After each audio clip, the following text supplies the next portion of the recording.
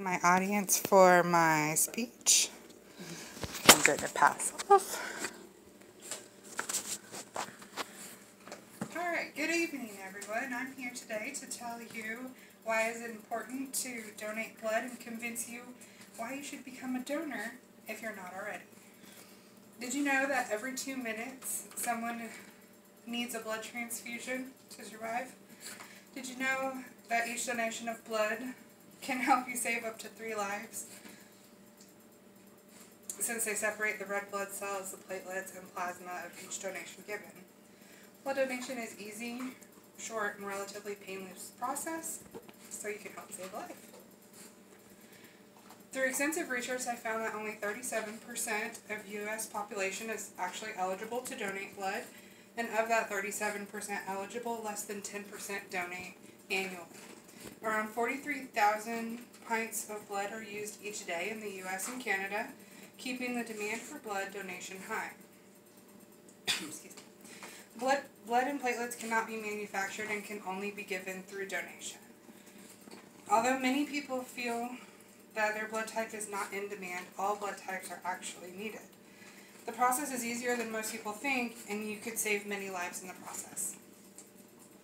Today I'm going to explain to you why all blood types are actually in demand, the process of donating blood, and the health benefits that you can receive from donating blood. How many times have you heard, I don't donate my blood because my blood type's not in demand? Or I'll donate when it's needed. This actually couldn't be farther from the truth.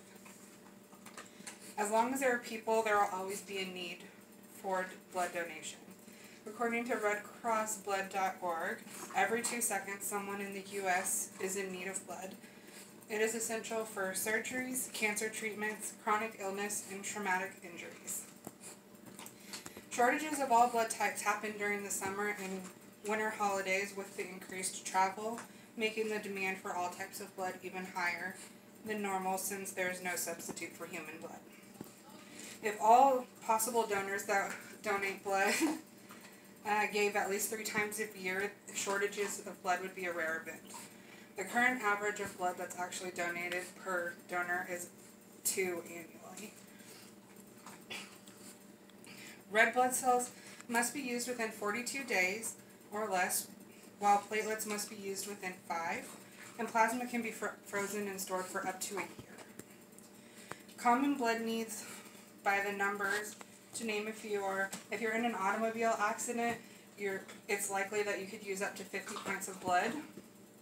If you're having heart surgery, they may use upwards of 6 pints of blood and 6 pints of platelets. If you're having an organ transplant, they'll use upwards of 40 pints of blood, 30 pints of platelets, and 25 pints of plasma. And last but not least, a burn victim can use upwards of 20 pints of platelets. Now that you see how and why there is such a demand for blood, let's talk about the process of actually donating blood. According to GivingBlood.org, donating blood is a safe and simple process that only takes upwards of an hour of your time, from start to finish. First, you'd find a blood bank or a blood drive near you to donate, but be sure you meet the general donor requirements, such as weight, age, and general health. When you arrive at the blood donation center or event, you should complete a donor registration form, which includes your name, address, and a number of various other demographics.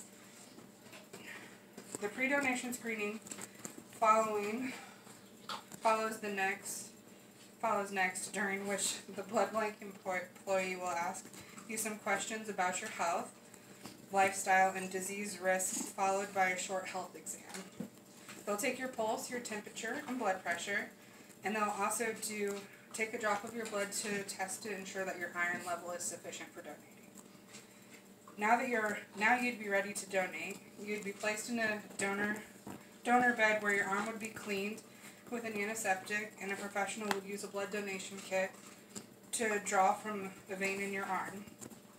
During the donation process, you will donate 1 unit, which will take about 6 to 10 minutes of your time. Lastly, there is a post-donation phase, the best part. You'll get to receive refreshments and stay until you're strong enough to leave.